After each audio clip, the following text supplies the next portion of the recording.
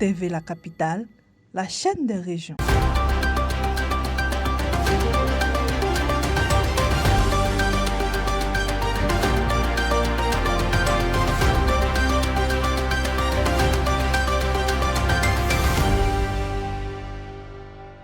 650 jeunes en situation de marginalisation, dont 150 jeunes filles, ont achevé leur formation de resocialisation et de professionnalisation dans les centres de service civique de Boaké. Les bénéficiaires ont reçu leur attestation de fin de formation lors d'une cérémonie présidée par le ministre de la Promotion de la Jeunesse. Les jeunes ont suivi une formation de 6 mois en internat axée sur la discipline, la formation civique et la professionnalisation dans divers métiers. Ils effectueront ensuite un stage pratique de 3 à 6 mois en entreprise auprès des maîtres artisans. Les présidents des aéroclubs d'Abidjan et de Korogo ont appelé à un soutien accru de l'État et des partenaires pour former localement les jeunes pilotes ivoiriens. Actuellement, de nombreux jeunes sont formés à l'étranger alors que des infrastructures et des compétences techniques existent en Côte d'Ivoire. Les aéroclubs estiment que la formation locale pourrait coûter jusqu'à 10 fois moins cher que les formations internationales.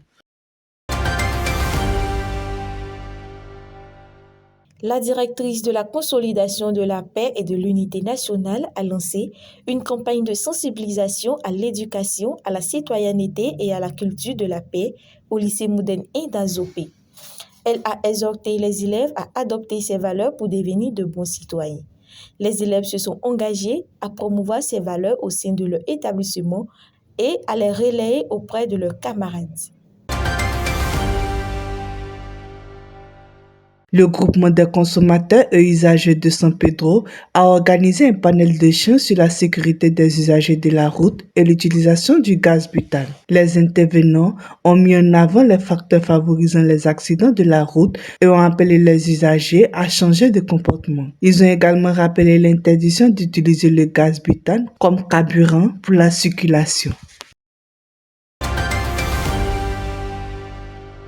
Le vice-premier ministre Téné Birahim Ouattara a réaffirmé l'engagement de l'État pour la sécurité lors de la cérémonie de commémoration de l'attaque terroriste du 13 mars 2016 à Grand-Bassam. Il a rendu hommage aux 19 victimes et a souligné les efforts du pays pour renforcer les capacités opérationnelles des forces de défense et de sécurité. Les autorités ont également insisté sur l'importance de la mémoire et de la résilience pour construire un avenir plus sûr. Les forces vives du département de Saint-Fra ont rendu hommage au préfet Kwame Boaké pour son leadership et son engagement au service de l'État. Le préfet a été salué pour ses qualités de rigueur, d'écoute et d'humanisme. Il a reçu plusieurs distinctions pour son action en faveur de la cohésion sociale et du développement communautaire. Les services départementaux des ressources animales et halieutiques de Tingrila ont incinéré environ 1,5 tonnes de thon jugé impropre à la consommation après un contrôle qui a révélé un défaut de consommation. Les produits ont été retirés du marché pour éviter tout risque pour la santé des consommateurs. Les autorités ont insisté sur l'importance de respecter les normes de conservation et de transport des produits halieutiques. Le directeur du Centre de l'information et de l'orientation a animé une conférence sur le thème IA, compétences, opportunités et enjeux pour les apprenants devant 350 élèves de la Kota. Il a mis en avant les compétences à développer face à l'essor de l'IA et a encouragé les élèves à utiliser l'IA comme un outil d'apprentissage tout en les mettant en garde contre les risques de tricherie. Le préfet du département de Fresco, Traoré Amadou, a été blessé dans un accident de la circulation survenu le 16 mars 2026 sur l'axe Bangolo-Diokwe. L'accident a fait 5 blessés, dont le préfet, et a été causé par une défaillance technique du véhicule. Les victimes ont été prises en charge par les équipes médicales et sont hors danger. La communauté musulmane d'Akoupé a célébré la nuit du destin à la grande mosquée de la ville.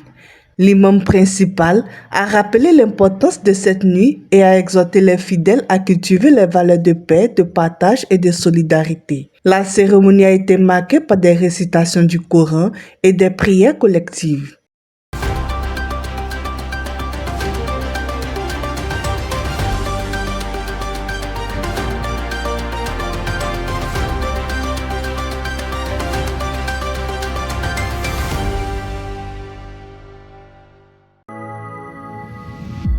TV La Capitale, la chaîne des régions.